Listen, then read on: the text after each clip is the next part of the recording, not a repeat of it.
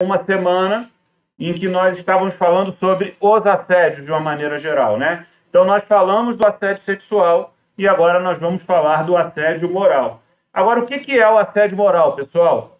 O assédio moral é essa definição do assédio moral retirada do Tribunal Superior do Trabalho, tá certo? É a exposição de pessoas a situações humilhantes, constrangedoras no ambiente do trabalho e que pode ser feita de maneira repetida e prolongada, capaz de colocar a vítima em risco, prejudicando o ambiente do trabalho. Então, vejam que o assédio moral tem algumas circunstâncias qualificadoras que o caracterizam como algo que é degradante, não só a pessoa, como o ambiente de trabalho, que é colocar essas pessoas em situações constrangedoras e humilhantes de maneira repetida e prolongada. Isso significa, pessoal, que um único ato não pode caracterizar um assédio moral? Significa não, pessoal. Dependendo do grau de comprometimento e risco causado não só ao ambiente de trabalho como à própria vítima, um único ato pode sim ser considerado como assédio moral, tá certo? É importante que a gente saiba exatamente esses conceitos para que a gente possa ter a verdadeira compreensão de como que nós vamos buscar a efetiva caracterização do assédio moral, sobretudo se nós estivermos tratando de um ambiente de integridade e compliance em que a gente precisa evitar esse tipo de conduta, tá certo? Como é que o assédio moral se expressa, né, pessoal? Ele pode se expressar por comportamentos, e esses comportamentos, né, por gestos, palavras, atos, escritos abusivos, né? Eu já lidei com situações, pessoal, em que o assédio moral estava nas mensagens de WhatsApp, estava nas mensagens de e-mail, né? Eram atos segundo os quais as pessoas tentavam importunar, causar constrangimento a outra, com textos até elaborados, né? É uma espécie de Darth Vader, né? O sujeito tem uma qualidade que é se expressar muito bem por escrito, né? E usa essa qualidade para poder causar prejuízo a outras pessoas, né? Então, esse tipo de ponderação é que a gente precisa fazer no ambiente em que nós combatemos o assédio moral, para que a gente tenha os elementos caracterizadores, todos eles plenamente acertados, afirmados, para que a gente possa verdadeiramente trazer a integridade para aquele ambiente.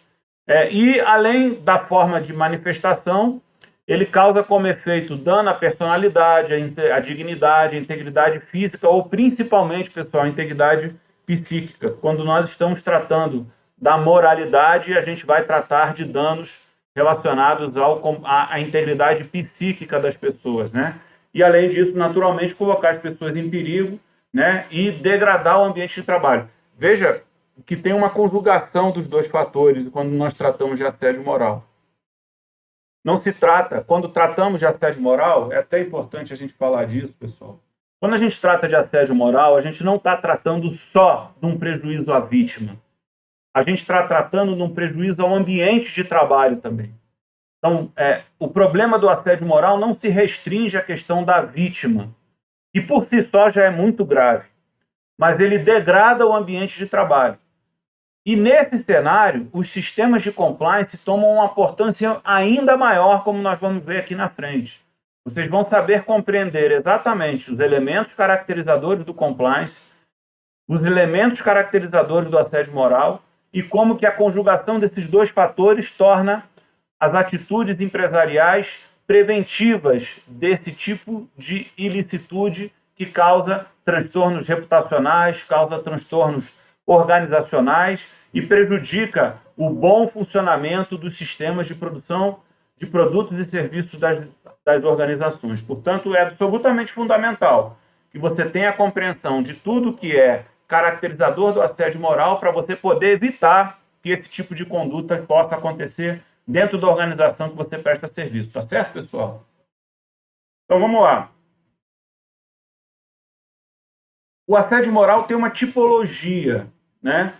Que ele se expressa nas mais variadas relações e a tipologia do assédio vai facilitar você identificar esse fenômeno para poder tomar as atitudes necessárias a prevenir que ele não ocorra dentro da sua organização. A primeira tipologia do assédio moral é a interpessoal, quer dizer, é quando um indivíduo diretamente pretende prejudicar uma pessoa ou uma equipe. Ou seja, é aquele assédio direcionado. É uma relação sujeito-sujeito, um sujeito assediador de um lado e uma vítima de um outro, numa relação, digamos assim, bilateral, isso acontecendo. Temos também, pessoal, o assédio institucional. É quando não é só uma relação bilateral entre dois sujeitos, duas pessoas, dois indivíduos. É quando todo um contexto organizacional incentiva a propagação de assédio moral. E aí pode parecer, né, pessoal, que isso é incomum, né? Porque nem existe um ambiente de trabalho em que as pessoas são assediadas moralmente. Isso aqui merece um destaque e eu vou dizer por quê. Imagina aquele contexto organizacional em que a empresa, de cima para baixo, determina uma série de ações, bonificações absurdas, bonificações muito altas, que buscam resultados que praticamente ninguém consegue atingir dentro da organização. Quando o chefe determina uma meta em que ninguém dentro da organização consegue atingir, nós podemos estar vendo um contexto de criação de assédio moral institucional dentro da organização. Quando toda uma organização se movimenta para que as pessoas não valorizem ou não respeitem umas às outras, passem por cima delas, através de estabelecimentos de metas que não podem ser atingidas por ninguém nunca, nós podemos estar diante de um contexto de assédio moral, pessoal. Então, veja como isso é muito comum acontecer num contexto contemporâneo. É muito comum você ver as pessoas imbuídas no espírito de superação individual aceitarem desafios com base em ganhos financeiros prometidos que elas muitas vezes não conseguem alcançar, né? Então, isso é muito grave dentro de uma organização. Uma organização que não sabe dimensionar qual é a capacidade laboral dos seus empregados, dos seus colaboradores, para atingir o resultado que é valorativo para que ela cumpra suas metas, seus objetivos gerais específicos ou as suas razões de existência, ela não sabe efetivamente colocar o carro para andar, pessoal. Está faltando aí um motorista decente, talvez está faltando óleo para que essas engrenagens serem lubrificadas, fazendo uma analogia com o carro, né? Vocês sabem, vocês que me acompanham aí há mais tempo, eu sempre gosto de fazer essas analogias, né? Tem alguma coisa errada. E nesse particular você tem que prestar bastante atenção. Pode ser que esse ambiente de trabalho não seja bom para você. Não seja bom para você. O compliance, pessoal, ele não é um sistema corretivo, ele é um sistema preventivo. Se você enxerga que dentro da organização aquela cultura destruidora de pessoas, cultuadora de ambientes assediadores, que é impossível de remediar, você não vai conseguir alcançar o objetivo, que é estabelecer uma cultura de integridade dentro da organização, você tem todo o direito de sair fora, literalmente. A gente tem que ter sabedoria quando a gente assume as nossas responsabilidades dentro daquelas perspectivas colocadas para que a gente possa entregar o resultado que a nós é confiado. Mais uma vez aqui, a avaliação dos riscos operacionais de uma organização para que você possa oferecer o seu serviço é muito importante. Você tem que ter essa sabedoria. Você tem que saber enxergar que aquela organização vai estar comprometida para que você possa entregar o seu serviço com integridade. E aí você, compliance officer, você que é advogado, que assume uma responsabilidade, em troca de honorários pouposos, às vezes honorários gordos, que você dificilmente vai ver, para no final não conseguir entregar o serviço, tome bastante cuidado com essas propostas. Tenha sabedoria para poder fazer as avaliações prévias, garantir que a empresa vai se movimentar na direção das ações que você vai ter que empreender para implementar o sistema de compliance e, sobretudo, apoiá-lo em cada um dos passos que você vai dar ao longo da jornada de integridade que você vai implementar. Então, esses são alguns cuidados que você tem que tomar e que muitas vezes estão ligados a cenários hostis que dizem respeito a tipos de assédio moral institucionalizados, em que você não identifica os sujeitos e a cultura é assediadora, porque não sabe dimensionar exatamente a relação entre empregado, empregador e colaborador. Tá certo, pessoal?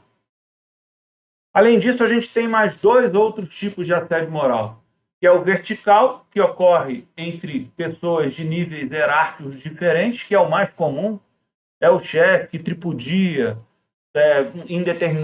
sobre determinado empregado, passa demandas que sabe que aquele empregado não vai conseguir entregar, deixa o outro lá na sombra, né? Protege um e prejudica os outros. Isso tudo são elementos de assédio moral que podem estar evidenciados dentro da organização que você já presta serviço hoje, né?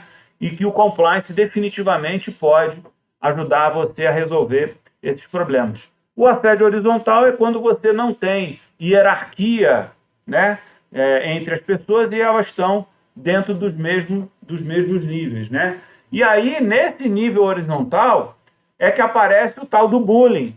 Então, se você achava que o bullying era uma coisa dos seus filhos lá na escola, que efetivamente não tinha nada a ver em ambientes empresariais, o bullying também aparece, pessoal, no ambiente empresarial. São os próprios colegas de trabalho, fazem gracejos, prejudica a sua imagem, prejudica a imagem de um outro colaborador, né? Utilizando características físicas, características psíquicas, falas, né? Formas de se expressar, fazem piadas inadvertidas, inadequadas, joga você para escanteio, não te chama por happy hour, foge de você no cafezinho. Então, todas essas são situações que, conjugadas, elas podem caracterizar um quadro de assédio moral dentro de uma organização. Então, o compliance officer tem que tomar muito cuidado na observância desse tipo de relacionamento institucional para que ele não vire os chamados relacionamentos tóxicos, né? Os relacionamentos que prejudicam a entrega do produto e do serviço de uma determinada organização. Agora, pessoal, falei para vocês o que é assédio moral, né? Qual é a tipologia, como que eles se caracterizam, quais são os gestos reveladores que essas atitudes estão ocorrendo dentro da empresa. Agora, o que não é assédio moral? Exigências profissionais. Aquilo que está dentro da regularidade, que as expectativas são possíveis de serem atingidas e que você concordou em chegar com aquelas afirmações, elas naturalmente não são assédio moral. Não é porque você não atingiu uma meta que era possível de ser atingida, mas por culpa sua você não chegou lá, que isso vai ser caracterizado como assédio moral. A ideia nunca é banalizar e caracterizar assédio moral em todas as circunstâncias, né? E naturalmente não, infelizmente, a gente vê acontecer muito na Justiça do Trabalho. Todos os pedidos de rescisão unilateral de contrato por parte do empregado, invariavelmente, estão acompanhados de pedidos de indenização por assédio moral, né? E muitos deles não percorrem sequer dois desses mecanismos caracterizadores que a gente já conseguiu tratar aqui. Então, a gente não pode confundir os pedidos judiciais que acarretam a verificação disso na prática por um órgão judicante externo com o que verdadeiramente é o assédio moral numa situação concreta, tá certo? Aumento do volume de trabalho. Em determinado momento, a empresa pode efetivamente ter um volume contratual aumentado por conta de uma demanda maior de um fornecedor, e isso pode estar previsto dentro das regras de trabalho. Fazer hora extra não é assédio moral, pessoal. Se estiver combinado numa relação empregado e empregador e que se consiga manter a rigidez do vínculo, não tem absolutamente nenhum problema, né? Uso de tecnologia para controle. Isso é muito importante, pessoal. Isso é muito importante. O uso de equipamentos eletrônicos, sobretudo agora na pandemia, institucionais, vão permitir que o empregador faça controle das suas atividades. Celulares institucionais, equipamentos institucionais. É lógico que esse uso não pode ser abusivo, nem por parte do empregador, nem por parte do empregado. A gente tem uma série de discussões contemporâneas, por exemplo, com relação ao tempo de trabalho do empregado em home office, né? Tem sido muito comum queixas de empregados, eu tenho visto isso na prática também, que hoje trabalham mais em casa do que se estivessem no escritório. Muitos deles preferem retornar ao trabalho presencial, porque em casa trabalham mais do que se estivessem trabalhando em escritórios. Por quê? Porque do escritório ele dimensiona o tempo de trabalho dele. E em casa gera, muitas vezes, porque não temos essa cultura, fomos forçados a ela em razão da pandemia, gera a impressão para o empregador de que se o empregado está em casa, ele já está no conforto do lar dele, ele pode ser demandado em outras horas, que não aquelas em que ele estaria à disposição fisicamente no escritório da organização, e por parte do empregado, também gera a impressão de como ele tem o conforto da casa dele muito mais acessível, porque não saiu de casa, ele pode trabalhar mais tempo. Então veja que essa sintonia de horários e percepções de produção laborativa para atingir um grau de eficiência em que todos fiquem satisfeitos e produtivos nas suas devidas atribuições é um resultado, é uma conta que tem que multiplicar para beneficiar a todos e não dividir para gerar circunstâncias assediadoras. Então, alcançar essa fórmula é algo que o compliance pode ajudar a resolver. Mas como é que o compliance vai resolver isso, pessoal? Espera um minutinho que já eu vou mostrar para vocês, tá certo? Má condição de trabalho. Má condição de trabalho, invariavelmente, não acarreta assédio moral, pessoal. Essas más condições estruturais de trabalho pode até gerar outros tipos de reflexos trabalhistas, mas não necessariamente o assédio moral. O assédio moral ele não é um guarda-chuva em que você vai sair encaixando coisas que você não sabe aonde você encaixa, sobretudo se você está numa relação de litigiosidade com aquela organização, tá certo? Ele tem elementos, tem tipologias, tem ações que o caracterizam para que você possa verdadeiramente colocar esse tipo de conduta alheia às ações da sua organização, desde que você consiga agir de maneira preventiva, tá certo, pessoal?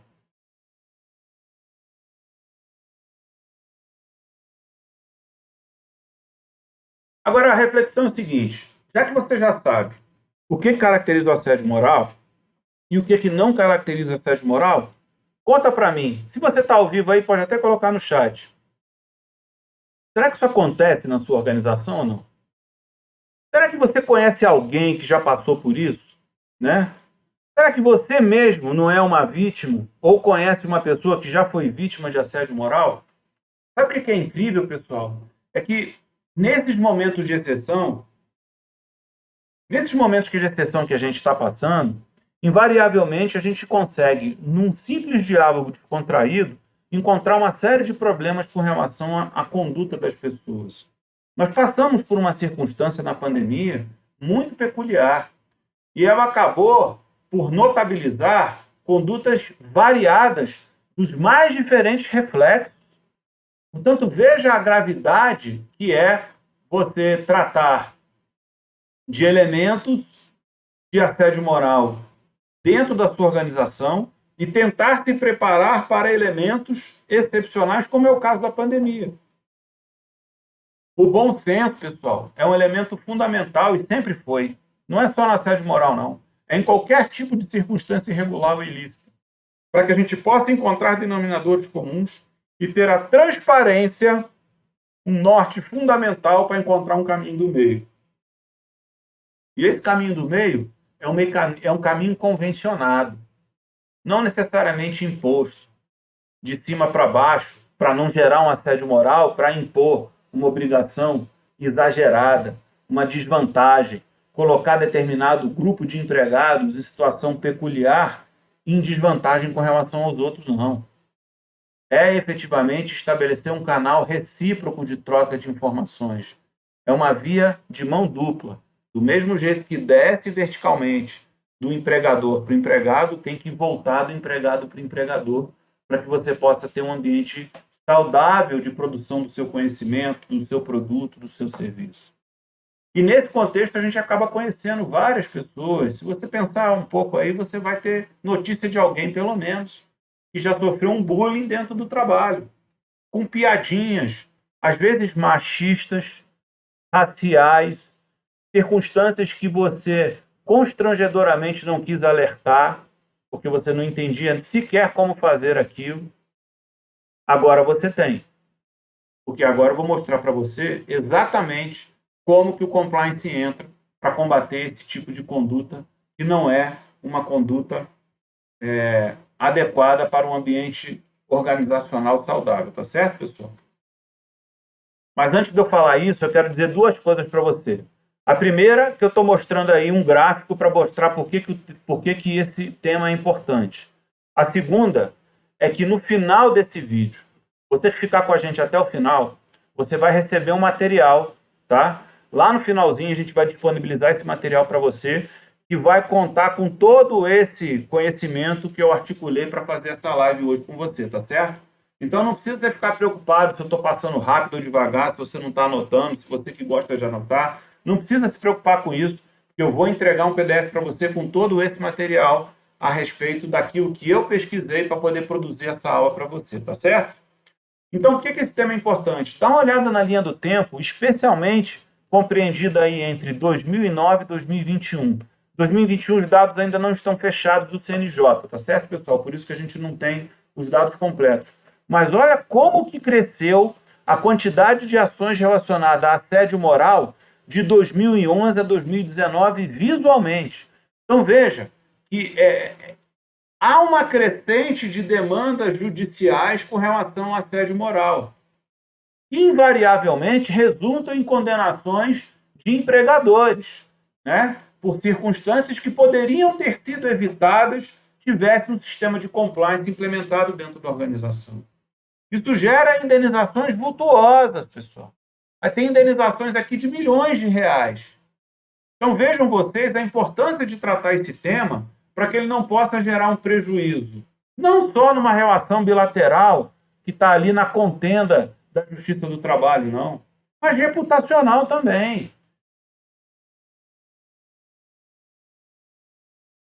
Olha aí, ó, o problema das ações reputacionais. Elas alcançam os meios de divulgação de informação. A mídia cobre essas circunstâncias. Empresas condenadas por permitir assédio sexual contra funcionário. Multinacional condenada por assédio moral e discriminação em São Paulo. Então veja a gravidade que é você tolerar circunstâncias de assédio dentro da sua organização e não prevenir que as relações de trabalho possam efetivamente ser saudáveis no ambiente em que você cultua ações produtivas e geradoras de resultado. Tudo isso que você gera de resultado pode ser colocado abaixo a partir de um único assédio, de um único gesto que revele que, na prática, aquele ambiente de trabalho é tóxico, está contaminado por relações interpessoais ou institucionais, como nós já vimos aqui, que efetivamente não alcançam os mecanismos que deveriam para poder nós termos relações saudáveis. Pessoal, nós já falamos do assédio moral, já falamos dos elementos caracterizadores, mostrei para você as repercussões, como que as ações judiciais estão aumentando com relação a essa matéria, como é urgente nós prestarmos atenção nesse fator para evitar que as organizações tenham essa objeção para que você efetivamente possa evitar que ela comprometa o resultado das ações produtivas que ela desencadeia. Agora nós vamos falar como que o compliance pode evitar isso, né? Então, nesse particular, a gente precisa prestar muita atenção. O primeiro item que está aí é os procedimentos de conduta. Pessoal, código de conduta e código de ética ou procedimentos de conduta dentro de uma organização, eles têm que ser solucionadores de problemas de convivência pessoal, interpessoal ou intrapessoal de uma organização. Você tem que saber fazer a leitura de que ações precisam ser manualizadas para que elas ganhem aspectos de ordinariedade e dentro desse fluxo se estabeleçam relações saudáveis. É não tolerar assédios mesmo, é não tolerar piadas de mau gosto, é não tolerar uma cultura perniciosa, em que as pessoas estabelecem o prejuízo ou o ataque subjetivo como elemento de engrandecimento ou promoção, né? Quanto mais eu isolo um sujeito que é melhor que eu, mais fácil eu me promover. Esse tipo de crescimento empresarial ou de crescimento da carreira de determinado funcionário enquadrado numa organização não é saudável para o ambiente de trabalho. Estabelecer falsos méritos, né?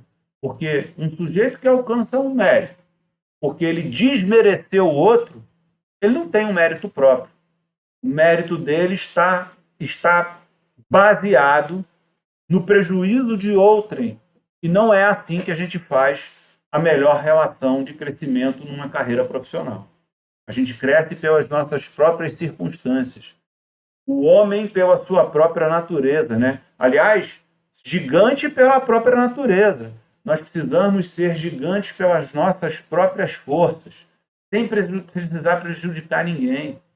Respeitar o outro, estabelecer ações de inclusão ao invés de diferenciações por raça, credo, sexo, tipo físico, cor, nada disso. Nós vivemos uma sociedade inclusiva e o assédio moral não tem espaço para isso. Portanto, manualizar procedimentos ordinários é um aspecto fundamental para que você possa estabelecer uma linha média de convivência que permita a todos ter acesso a determinadas circunstâncias de acordo com cada uma das atribuições dentro de uma organização e gerar crescimentos perpétuos a todos, certo? Nesse aspecto, não basta entregar um papel, pessoal, e aqui é importante fazer uma observação. Tem escritório de advocacia que só entrega o manual, o código de conduta e diz que o compliance está feito. Não funciona, pessoal. Não funciona. Você, advogado, que passou por um curso de direito, aprendeu na faculdade, teve que ter aula de direito civil, não bastou você ler o código para poder aprender o que estava lá escrito. Você que é advogado sabe que assim não pode funcionar. Não é só você entregar um papel que o negócio vai sair do outro lado. Nesse aspecto, o compliance é um ambiente sistêmico. Ele não se resume a uma atitude. Ele não se resume a um único mecanismo. Ele é sistêmico. Ele precisa de vários mecanismos funcionando para que você possa verificar a eficácia dele dentro da organização. E no combate ao assédio moral, em que várias circunstâncias são soturnas, o assediador, ele não age à luz do dia. É difícil você identificar o assédio moral, assim como é difícil, nós já sabemos, né? Tá aí o vídeo para você conferir, também é difícil identificar o assédio sexual. Portanto, essas ações que são sorrateiras, são soturnas, não acontecem à luz do dia, não está aí para todo mundo ver. O assediador se vale de circunstâncias em que a câmera não está filmando, em que as pessoas não estão reunidas, em que ela está isolada num a um, ou o chefe que chama o cara na sala dele para cometer um ato de assédio moral. Se vale dessas circunstâncias para cometer essas irregularidades causadoras dos transtornos que nós já vimos aqui. Portanto, ter treinamentos para gerar elementos identificadores de assédio moral é fundamental dentro de uma organização. Eu diria a você que é fundamental em todas as organizações que envolvem pessoas. Porque para ter assédio, nós vimos aqui, basta ter duas pessoas. Basta ter um chefe e um empregado, basta ter dois empregados no mesmo nível, pode ter um assédio. Portanto, o treinamento dessas pessoas é fundamental para que elas possam ter os elementos identificadores, para que você possa usar outros elementos para poder evitar que o assédio se perpetue. Então, estabelecer mecanismos de conduta, manualizar, colocar no código, estabelecer políticas específicas quando disser respeito a uma ação empreendida de marketing, por exemplo, no departamento de marketing, no jurídico, no departamento jurídico, no departamento de vendas, né? Como que a abordagem de vendas pode não caracterizar um assédio, se uma abordagem de vendas agressiva pode ou não pode caracterizar um assédio. Estou aqui refletindo com vocês. Se vocês tiverem outras sugestões, bote aí no chat que a gente fala sobre elas, tá certo? Então, essas circunstâncias são fundamentais delas serem manualizadas, treinadas e, além disso, ter resiliência nesse treinamento por intermédio de mecanismos de comunicação. Então, não é treinar um dia, 2 dias, 3 dias, ou um ciclo de treinamento, virou as costas, acabou, agora vamos voltar para a vida normal. É muito comum, pessoal, a gente ver isso nos treinamentos e nas capacitações. Às vezes, o treinador ele não tem habilidade de atingir uma linguagem que vai tocar o comportamento daquele sujeito para que ele possa passar a ter um comportamento íntegro. Isso é o maior desafio do treinamento de compliance. É você conseguir compreender e atingir construir, na verdade, uma narrativa em que você vai atingir todas as pessoas a tomar comportamentos íntegros dentro da organização. Mas isso é possível de ser feito com métodos, com técnica, né? Com técnicas de pedagógicas, com exemplos, trazendo atores externos, trazendo mecanismos de comunicação inovadores, né? Utilizando métodos de questionários, perguntas, encenações. Tudo isso é possível de ser feito no compliance para que a gente possa fazer com que a melhor informação esteja inculcada no comportamento daquele sujeito que é o seu empregado e é o público do seu treinamento, tá certo? E, além disso, circular as informações com relação às questões preventivas, estabelecer elementos de comunicação, treinamento, isso é fundamental. E o quinto ponto que está aí, o quarto, me perdoem, o quarto ponto que está aí é mais fundamental ainda. É o canal de denúncias efetivo dentro da organização, pessoal. Se ele não for confiável, se ele não respeitar a confidencialidade do denunciante, e ele estiver ligado a um outro mecanismo, que aí sim é o quinto ponto, que são as investigações internas, você não vai conseguir atingir as ações e evitar as ações de assédio moral dentro da organização, pessoal. O canal de denúncias tem que ser um elemento confiável, acessível a todos indistintamente, para que esse sujeito, uma vez identificado, porque ele já sabe que ele foi treinado para isso, e tem um comportamento assediador incipiente dentro da organização, use o canal de denúncias, para que as pessoas habilitadas a matar aquela ação no nascedor e evitar que ela cause transtornos recíprocos com reflexos indenizatórios ou trabalhistas, progrida e atinja esse resultado maléfico, tanto para o empregado, como para a vítima, quanto para o assediador, quanto para a organização. E o canal de denúncia, nesse aspecto, é o kick-off, é o start para que os elementos do compliance possam funcionar e agir de maneira imediata para que esse comportamento incipiente não vire um comportamento de assédio moral efetivamente caracterizado. E, por último, pessoal, os elementos de investigação interna. Fundamental, aqui o compliance, ele dá uma contribuição social fundamental. Porque pelos mecanismos de investigação do compliance sistêmico implementado dentro da organização, você consegue gerar elementos probatórios que um agente externo, como uma autoridade policial, um Ministério Público, não consegue produzir.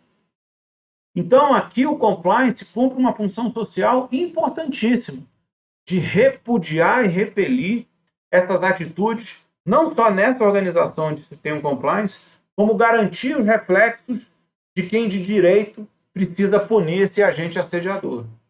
Então, as investigações feitas de maneira orquestrada, organizada, com as suas premissas fundamentalmente estabelecidas, como, por exemplo, acesso sem usar constrangimentos, né? Dar acesso dar direito de defesa, dar o contraditório, para que aquela pessoa que eventualmente precisa ser investigada para apuração daquela conduta possa ter a sua manifestação com relação ao fato garantida, para que uma comissão possa formar um juízo e orientar a alta administração a tomar uma conduta. Isso é tudo muito fundamental, não só para dentro da empresa, como também para que possa ser levado às autoridades externas se a demanda efetivamente caracterizar uma circunstância criminosa, sobretudo, para poder ser investigado. Então, veja que o compliance ele dá um elemento preventivo e uma resposta imediata fundamental, né? Para que essas circunstâncias não tomem proporções absurdas e possam gerar ferimentos reputacionais a pessoas jurídicas, às organizações que pretendem efetivamente que comportamentos assediadores não façam parte das suas ações, dos seus relacionamentos, das construções dos seus contratos e da promoção dos seus negócios de uma maneira geral. Portanto, procedimentos de conduta são elementos fundamentais para que você possa estabelecer uma linha média relacional e o assédio seja afastado dessas ações, e aí você pode, já aqui no código, dizer quais são os elementos caracterizadores do assédio, eu faço isso. Treinar para que as pessoas possam identificar aquilo que está manualizado, para que o assédio não se torne um lugar comum no ambiente organizacional da sua empresa. Circular informações o tempo todo, chamando, fazendo alertas, usando pop-ups em computador, newsletter, gibis, enfim, uma série de elementos de comunicação, ensaiando, demonstrando situações de assédio, como que elas podem ser evitadas, e repudiar esses comportamentos que efetivamente não podem ser tolerados dentro da organização. Estabelecer um canal de denúncias confiável, né? Externo, eu prefiro, por acaso, um canal de denúncias externo, fora da organização, porque manter um canal de denúncias às vezes é muito caro, né? Você tem toda uma cadeia técnica, pessoas capacitadas para receber uma ligação e dar o direcionamento adequado para que isso seja feito. É importante. Não é ter uma caixinha colada na porta, né, em que o denunciante está sendo filmado na hora que ele bota a denúncia dentro da caixinha. Não funciona, pessoal. Isso não gera credibilidade nenhuma, né? E as investigações, por fim, que precisam ser desencadeadas se aquilo que foi denunciado evidencia que os assédios morais estão acontecendo dentro da organização. Portanto, o compliance, pessoal, é um sistema completo para evitar que esses mecanismos assediadores estejam estabelecidos dentro da sua organização em qualquer um dos fluxos, seja ele horizontal, seja ele vertical. Você tem como evitar que as ações sejam desencadeadas se você tiver o encorajamento necessário, o empoderamento também necessário para que os sistemas funcionem com todos os seus elementos orquestrados e finalizados para que você tenha acesso.